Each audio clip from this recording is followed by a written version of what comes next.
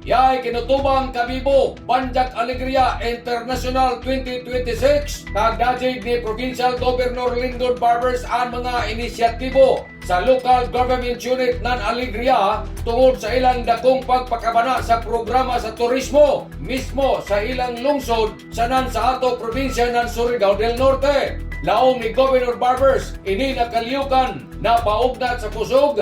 Isa ini ka prestiyosong programa tungod kay isasab ini ka makasaysayanong kaliyukan ang Kabibo Banjak Alegria International 2026. Nahibayan na gikan ng local trail pasingod na sa global stage na amo ini ang pinakaunang nga nag-host sukad masukad ang UCI MTV Continental and Junior Series 2026 sa atong nasod Pilipinas. Sanan ini ang aktibidad na tag-ila na World Class Action from Kabibo Banjak Alegria International 2026 pasingod sa kalibutanong entablado. Live ini na makita nato ang amo na kaliyukan sugdan kuman buyan ng Hunyo Pizza 4 hangtod sa Pizza City ning tuiga. Din dito ini paigadyon sa munisipyo ng Alegria, Surigao del Norte. Ini pagasalmutan sa mga nasod ng Malaysia, Indonesia, Japan, Taipei, India, Bangladesh, Guam, sa